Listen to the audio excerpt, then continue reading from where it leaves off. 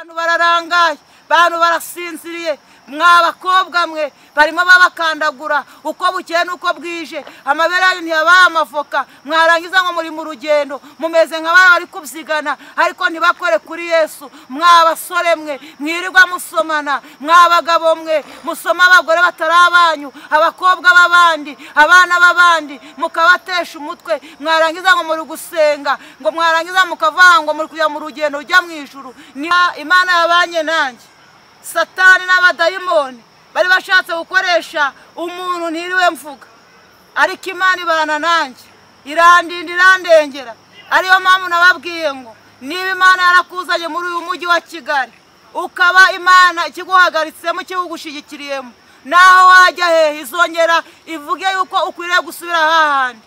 Imana niba yarakubwiye mu murwa, Imana izanakurindiramo. Gusa ni gushima Imana. Kandi muri iyi minsi rero hari ibikugoye, hari ibikuruhije, hari ikigeragezo cyangwa se intambara umaranye nazo iminsi, igihe kirekire warasenga ubona ibintu ntabwo biri kwemera, uhamagara Imana, uriyiriza birashoboka, ariko ubona ibintu ntibiri kwemera. Ariko uyu munsi nazanye ijambo rivuga ngo gukora kuri Yesu. Nabaje niki abantu bari gusenga, bagasengana ubusinzi, bagasengana ubusambanyi, bagasengana ubugome, bagasengana ububeshi, ndetse bakagambanira n'abandi bafite imitima yawe y'ubugome. Mbese Imana yacu dutabare, Imana yahera yari gutabara. Ibyo byose ubifite, uri umujura, uri kwesikoruka abantu, utagihuza n'umudamu, utagihuza n'umugabo wawe, Imana yacu nidufashe. Imana ishaka nuko mwagira Pasika nziza muri wowe, wa mubyeyi we,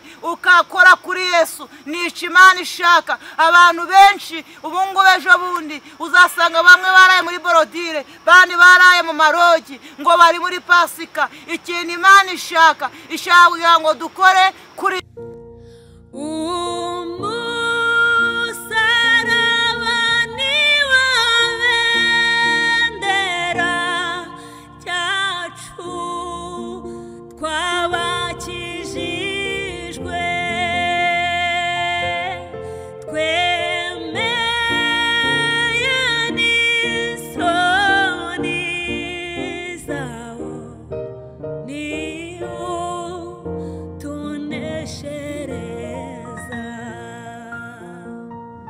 bakunze ijambo ry'Imana kandi bakunze umusaraba TV. Reka tubasuzuka turamutse mwese mudukunda kandi mugakurikira bigano byose ducisha kuzicana. Reka mvuge ngo ineza y'Imana nibane namwe kandi umugisha w'Imana ubamo ndetse n'abanyu bose. Hafi na kuri mu bice bitandukanye mugiye muherereyemo, mwese tubahaye ikaze. Aho kandi turanabasuhuje tubifuriza ineza y'Imana. Imana ibagirire neza, Imana nibumvire kandi abagomba kurengerwa, Imana ibarengere mu izina rya Yesu Kristo. Ni Bene Pamvugana kuri mikoro ngwaye ikaze mu kigano kivuga butumwa cyacu cy'uyu munsi. Dushimye Imana yuko yabanye namwe, dushimye Imana ko natwe ikiturinze, twatwongeye guhura kuri uyu munsi tukishima izina ry'Imana. Ndi kumwe n'umukozi w'Imana Oliva, umwana w'Imana yari dekaraye ndabyibutse, sorry. Ndi kumwe n'umwana w'Imana Oliva, niyo tugiye kwana muri kano kanya, kandi Imana ishimye yuko igiye kunyuzamo ibitunga ubugingo bwacu bw'iyi minsi kugira ngo tureke ko twazagerayo tutaguye umwuma. Reka tumuhe ikaze. Oliva, tuguhaye ikaze. Mwakoze, Imana ibamugisha. Nshimye Imana kuko yaturinze mu minsi yatambutse, Imana yaratwimanye, yatugejeje kuri uyu munsi ku itariki ya 28 z'ukwa kane 2025. Hari benshi batambutse, hari benshi bari mu bitaro. Ndi gushima Imana rero ko Imana ikindinze, ikindiri mu muryango, namwe ikaba ikibarinze. Ndasuhuza rero abantu bari no hino, abantu Imana ikirinze. Rero ndabasuhuje mu izina rya Yesu. Imana ibaha umugisha ku bantu baduteze amatwi muri aya masaha. Imana rero ikomeze ibane namwe. Namahoro. Namahoro. Umeze neza? Tumeze turashima Imana. Abana b'Imana bagenzi bameze bate? Mu rugo bimeze bite? Abana b'Imana bameze neza. Mu rugo namahoro? Namahoro. Nta bantu bari gutura ugo se muri no minsi ori?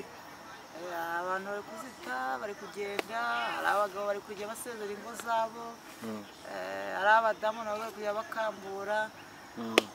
ariko ngewe ntabwo ariko bimeze. Imana iracandinze, iracampagazeho, iracahagaze ku rugo rwanjye. Rero nabyo mbishimira Imana. watubwiye yuko uri umwana wowe utari umukozi. Umukozi we yari umukozi igihe runaka arasezera, akavuga ati burya ngewe akazi mwankoresha karanze cyangwa se mbonye aho bampemba menshi, ariko umwana mu rugo aguma mu rugo. Icyo nakubazaga ni iki ngiki, mu bana bawe baragumye mu rugo, nta bana uri kubona bari kubibera bakava mu rugo bakitwara nk'abakozi kandi bari abana? Nicyo nabazaga ubundi. Hariho abantu bari abana ariko ubu ngubu bifashe nabi, bitwara nk'abakozi. Ariko ubu ngabo nabo rero baragenda bajyane n'abantu bagaragara nk'abakozi muri iyi minsi. Ariko icyo nabifuza kuguma hamwe mugashikama, mugakomeza mukaba mu nshingano zo kuba abana b'Imana cyangwa se kuba umwana w'Imana. Umwana w'Imana rero cyangwa se umwana iyo ari mu rugo hari yanezeza se bitewe n'imirimo ari gukora, akabwira se ati papa wampereza iki ngiki wampa iki, ariko kubera kwifata neza kwa wa mwana n'imico myiza arabimuha. Ariko iyo yifashe nabi baramurekura bakanamuca no mu muryango. Rero uramenye ejo Imana itaguca mu bana bayo. Ese hari Imana igica mu bana bayo muri no minsi? Irabaca. Kugira ngo tubwire nimba bishoboka, ese niki cyerekana ko umuntu Imana yaba yaramuciye mu bana bayo, akora gute muri iyo minsi? Umuntu rero Imana yavanyeho amaboko. Icyambere icyizere Imana ikigukuraho, guhindura igicamo cye. Abanyamahanga bagusuzugura batagusuzuguraga, aho wari ufite icubahiro ntacyo wongera kubona. Hari inzira Imana iba yaraguhaye ikagenda ikazifunga ukaba nk'abandi. Hari n'abo nabonye bagenda basabiriza bameze nabi batavute epfo no haruguru. Abo bose rero babaye bicamo ikindi nzererezi kuko bavuye ku Mana. Rero umuntu uva mu isezerano nta mpamvu uwo azagubwa nabi, ariko umuntu uguma mu masezerano uwo nguwo azabaho neza kandi Imana izamuhaza uburame. Imana rero bagirire neza. Turabihuza gute n'abavuga hari igihe umukristo cyangwa twita abakozi b'Imana, reka mbivuge gutyo kugira ngo byumvikane neza ku bantu bose batabyumva, bari mu mirimo y'Imana agahora n'ibigeza akavuga ngo ibi ni ibigeragezo by'umuhamagaro, ni intambara z'umuhamagaro. Ko byagenda kuza kuba ati umuhamagaro ugerageza nyirawo, izi ntambara ndi kurwana, ibibazo ndi guhura nabyo ni iby'umuhamagaro kandi wenda yaraciwe mu rugo. Turatandukanya gute intambara z'umuhamagaro n'ibyo byo gucibwa n'Imana? Ariko ibigeragezo by'ishuri ry'Imana, Imana ibikurindiramo kandi ntukugwe n'isoni. Wahora n'urugamba rw'ishuri runaka, Imana ibana nawe kandi ntabwo igukoze isoni. Ariko iyo watandukiye ni ukuri bigukoze isoni, yewe n'ahantu ugasanga inteko wazigiyemo, ugasanga n'imanza wazigiyemo na yari zikayijyamo bitewe n'uko utifashe neza. Ariko umuntu uri mu rugamba naho rwaba rukomeye gute, naho waba ugeze mu menyo y'abasitsi cyangwa mu menyo ya rubamba, cyangwa se abantu bagukanuriye amaso, kubwire ngo Imana ibyo byose igenda ibyigizayo, ntumenye n'uko bigenze. Abantu benshi bakabirebesha amaso, ariko bavuye ku Mana ukuri igukuraho amaboko. Njye mbizi neza. Yego. Wowe ubizi neza, ushaka ibirenzeho aze kuguhamagara kuri telefone muganire, amenye atandukanye urugamba ari kurwana muri iyi minsi, amenye nimba ari iby'umuhamagaro cyangwa se nimba aho yatambitse ibirenge. Muze guhamagara Oliva, abizi neza, hari amakuru agiye bifiteho kandi ni umukozi w'Imana ugihagaze mu buntu bwayo, ni umwana w'Imana ugihamya, ugihagaze ku butumwa ise yamuhaye utarayivangavanga. Oliva, turagushimiye. Yego. Reka tugusabe noneho usenga Imana utugezeho ubutumwa bwose uko Imana yabuguhaye. Ni karibu. Uri Imana ishoboye ibintu byose, urera kandi urakiranuka, ufite imbaraga, uri umukozi w'umuhanga. Basanga turagushimye, tugushimiye kugira neza kwawe, tugushimiye uyu mwanya uduhaye, izina ryawe icubahiro. Mana, tubahoje ikirere kizima, dufunze amarembo y'ikuzimu, turananiza ibyatunaniza mu izina ryawe Yesu. Reka icubahiro cyanjye kibure, hagaragara icyawe. Uninde kuvuga ngo uravuze utavuze, aho ku izina ryawe icubahiro. Ijambo ryawe rero rirera, ryabayeho tutarabaho.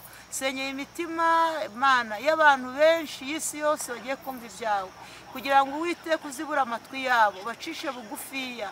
Mana, bumve ijambo ryawe, giye guca mu gutwi ngo ruke mu kundi, aho ko rishinga imizi imitima yacu, mu izina ryawe Yesu, amen. Ni karibu. tugiye rero kureba amagambo y'Imana ari muri Matayo 6.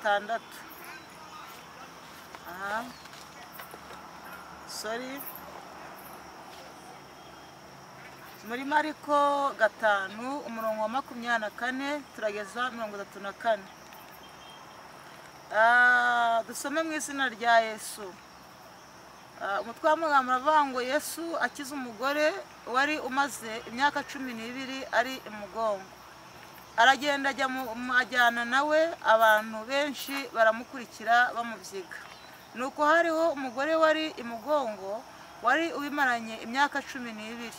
Ababazwa n'abavuzi cyane benshi bagerageza kumukiza, bamumarisha ibintu bye byose, abitangamo ingemu, ariko ntibagira icyo bamumarira, ahubwo arushaho kurwara. Yumvise ibya Yesu, araza aca mu bantu, amuturuka inyuma, akora ku mwenda we, kuko yari yibwiye ati ninkora imyenda ye gusa ndakira. Uwo mwanya isoko y'amaraso irakama, amenya mu mubiri we yuko akize cya cyago. Yesu nawe yiyumvamo ko ubushobozi bumugabanutsemo, ahindukira abyigana n'abantu, arababaza ati ninde unkoze umwenda wanjye? Abigishwa be baramusubiza bati ese ye, abantu barakubyiga nawe ukagira ngo ninde unkozeho? Abararanganyamo amaso agira ngo abone umukozeho. Uwo mugore aratinya, ahinda umushyitsi kuko azi ikimubayeho. Araza amwikubita imbere, amubwira iby'ukuri byose.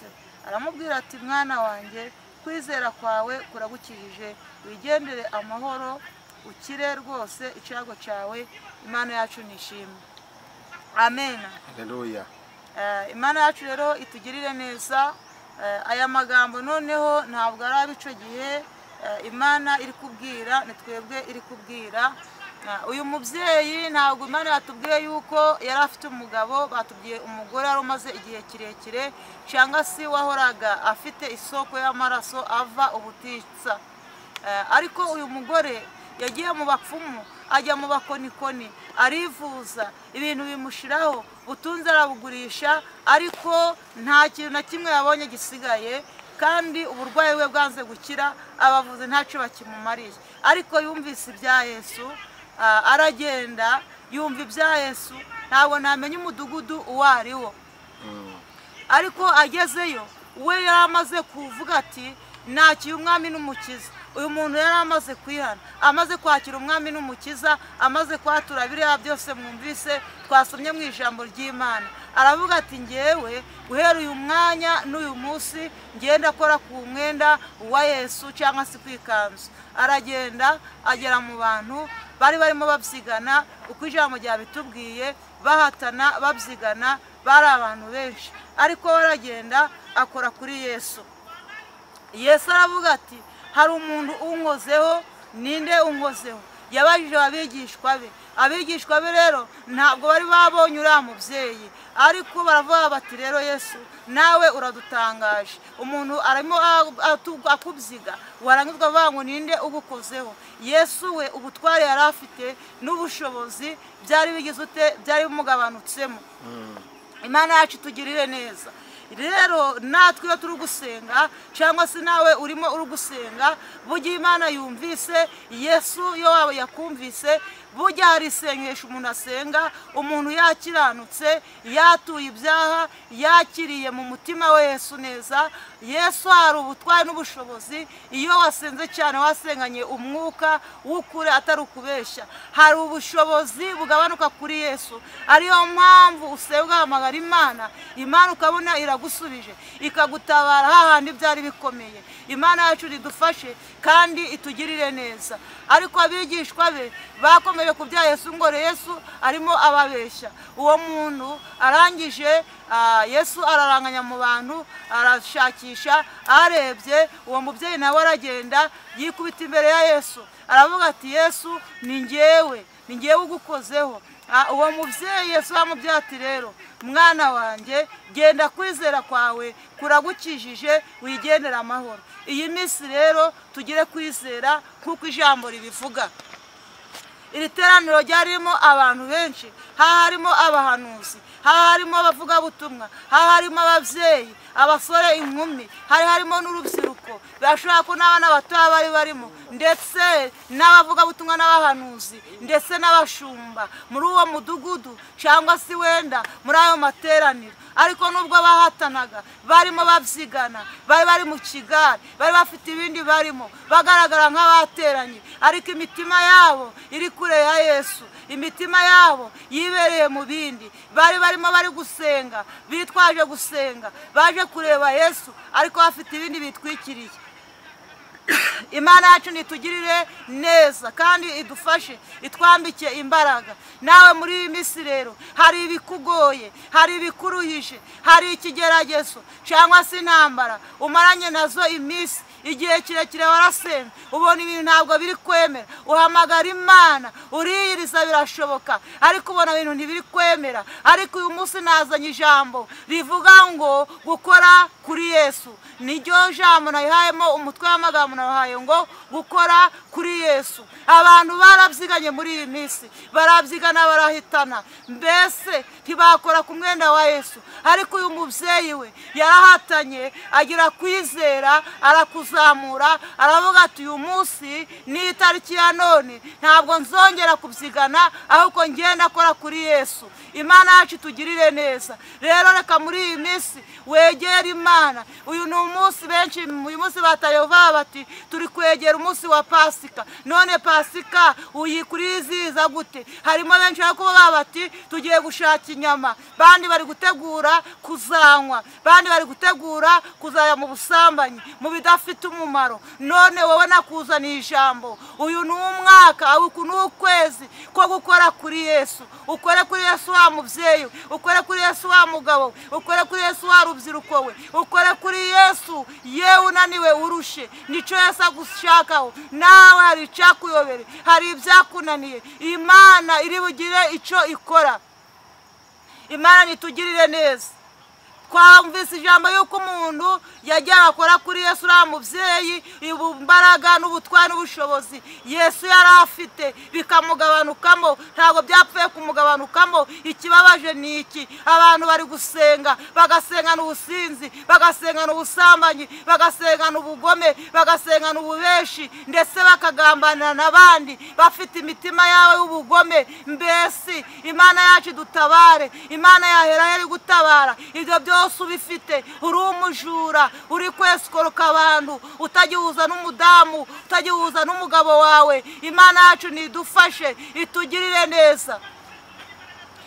Rero iyi minsi uri kuhatana gute? Aho ni waba uri kubyigana. Ntabwo Yesu ashaka abantu bari kubyigana, ashaka umuntu ufite kwizera, agakora ku ikanzu ya Yesu. Turi ku ijambo ryo gukora kuri Yesu. Umuntu wakoze kuri Yesu nawe urugamba rwaza, Imana ibana nawe. Umuntu wakoze kuri Yesu ibintu byananiranye birahinduka. Umuntu wakoze kuri Yesu yacuruza bikanga, Imana yakoze kuri Yesu iraza ikamurengera, ikamutabara. Umuntu wakoze kuri Yesu yashatse urubyaro akarubura, urubyaro ruraboneka. Imana itugirire neza. Umuntu wakoze kuri Yesu ubukode bwabuze, Imana iraza ikamurengera. Umuntu washatse gukora ubukwe ntibyemere, yamara gukora kuri Yesu ubukwe buremera mu izina rya Yesu. Imana idufashe kandi tugirire neza. Uri kubyigana gute muri iyi minsi? Ese ni ibiki uri kubyigana nabyo? Abantu bari kubyigana bakavuga ngo bari gusenga. Ubu ngubu usigaye ubyira umuntu uti nyabuneka ihane iki n'iki, ugasaba avuga atumva rero mwana wa mama itegereze neza, ntabwo ari njyewe. Imana ntabwo yitiranye. Imana irebera hose icyarimwe. Pasika Imana ishaka kugira ngo Imana amaraso ya Yesu abagereho. Icyo Imana ishaka nuko mwagira Pasika nziza muri wowe wa mubyeyi we, ukakora kuri Yesu. Nicyo Imana ishaka. Abantu benshi ubu ngubu ejo bundi uzasanga bamwe baraye muri borodire, bandi baraye mu marogi, ngo bari muri Pasika. Ikintu Imana ishaka, ishaka kugira ngo dukore kuri Yesu. Ukoze kuri Yesu utawa mugabo muri iyi minsi. Aho nuri guca umudamu wawe inyuma, uri mu mubesha kumukunda ariko ufite abandi hirya, Imana igufashe kugirire neza. Yewe ufite akazi kawe bakakugambanira bakumva wakavamo, ngwino ukore kuri Yesu. Akazi kawe ubona byanze, muri uyu mwanya wumvise ijambo ryo gukora kuri Yesu. Akazi karemera, ufite amadeni, wowe ngwino ukore kuri Yesu gusa. Amadeni Imana irayishura. Wowe ufite inda yaguhezeho, ngwino ukore kuri Yesu. Imana iraguha umwana muzima. Yewe ufite kanseri, yewe ufite diyabete, ngwino nawe ukore kuri Yesu. Ubwo burwayi burakira, ubwo burwayi burahunga. Yewe ufite umurwayi wanze gukira, waheze mu bitaro, ngwino ukore kuri Yesu. Ubwo burwayi burakira, ubwo buhumyi bw'amaso buragenda bugukugweho. Imana yacu nitugirire neza. Yewe ubona byanze mu rugo rwiwe, abana bananiranye, ngwino ukore kuri Yesu. Numara kumukoraho abana barakumvira ibyo babaterereje, Imana iragenda ibihindura ubusa. Imana itugirire neza, itwambike imbaraga. Abantu bambutse amahanga bajya mu bijyo bihugu bitandukanye hirya no hino mu Buraya, muri za Kenya, bari barakoze kuri Yesu, ariko ubu ngubu baramutaye, bari kubyigana, babaye nk'abandi, bari kubyira Imana ngo Mana ko bitacemera. Nawe irebeho urebe impamvu ibitacemera, nuko utagikora kuri Yesu. Wamuteye umugongo, nawe ukaba warabaye nk'abandi. Imana itugirire neza. Birababaje rero mwabahanuzi mwe, mwabantu mwe muvuga ngo muri abakozi b'Imana. Ngewe ntabwo ngira umukozi w'Imana, ngewe ndi umwana w'Imana. Niba uri umuntu w'Imana rero wigena ngo wese ikoroke abantu b'Imana, urimo ubabeshya, urimo ubaryarya, ufata ibyabo ukabirya ukabihindura ibyawe, Imana itarabiguhaye. Ngubwiye ngo ntabwo ugikora kuri Yesu. Yesu ntabwo ukimufasheho, ahubwo waragiye uba nk'abandi.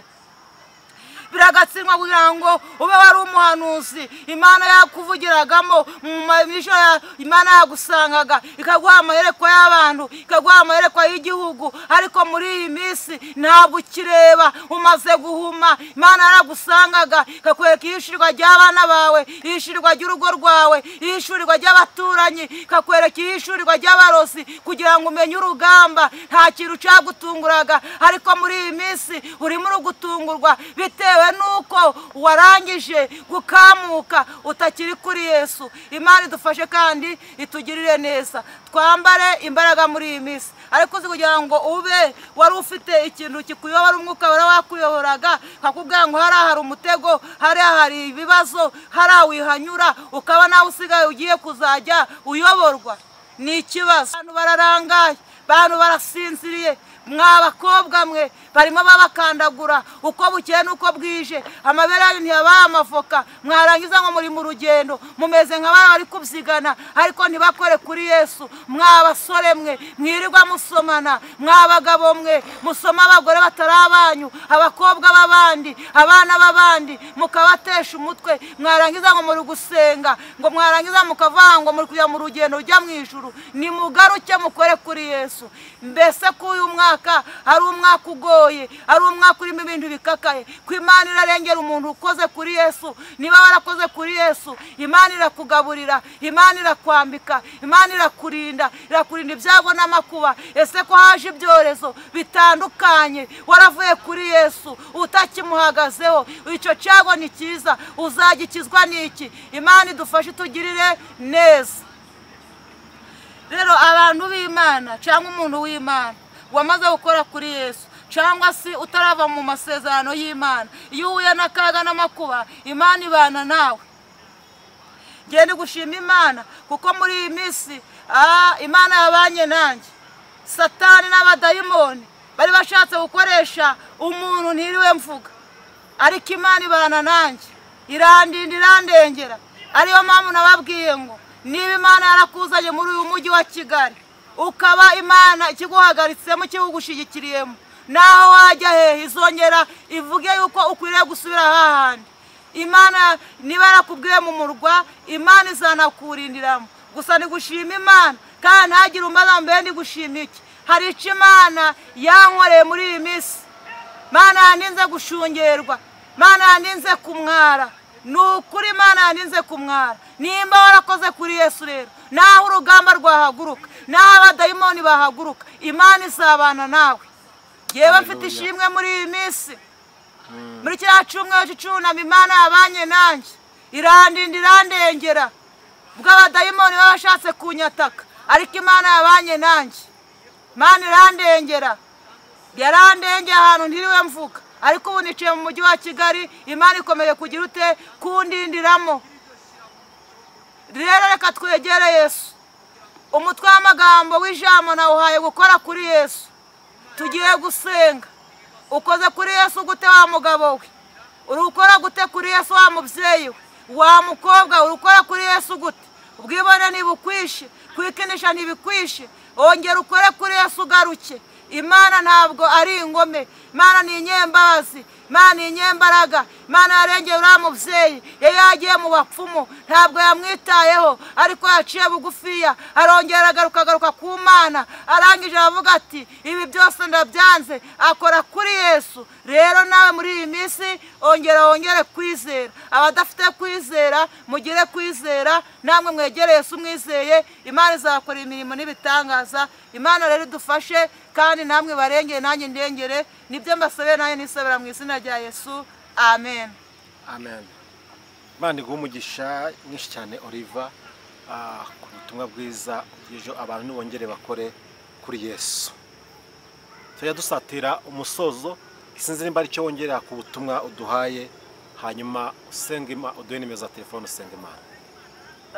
Nta kintu nakongeraho, icyo nasabira abanyarwanda cyangwa bari mu mahanga ni ukongera kwegera Yesu, bagakora kuri Yesu, bakegera Imana, be kujya ku ruhande. Imana rero idufashe, itugirire neza, twambike imbaga muri iyi minsi. Nababwira ngo ntabwo byoroshye, urugamba rurahari, ariko iyo usenze Imana, Imana irakurengera. We kubyigana gusa, aho gukora kuri Yesu, ibintu byose bizemera. Imana ibaha umugisha.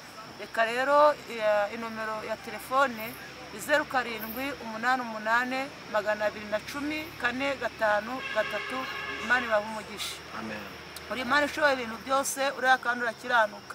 Mana twumvise ijambo ryawe, ijambo ryawe rirahiga rikavumbura. Mana ijambo ritubwiye yuko uriya mubyeyi yahatanye, aragenda mu gihe abandi bari kubyigana, azamura kwizera, arangije aravuga ati ngenda akora ku mwenda wa Yesu ubwo abandi babyigana. Natwe rero Mwami Imana, ijambo ryawe ritugezeho, ijambo rigeze ku banyarwanda, rigeze ku bari mu bihugu bitandukanye. Mana reka ushoboze buri mwe wese akore kuri Yesu, namara gukora kuri Yesu, Mana hari ibintu biri buhinduke, izina ryawe rigahabwa icubahiro. Ngaho rofashe imitima ya buri mwe wese, Mana wumvise ijambo ryawe, duciye bugufi rero turakubashe, ni mu izina ryawe Yesu. Amen. Imana iguhe umugisha, tuzasubira ubutaha.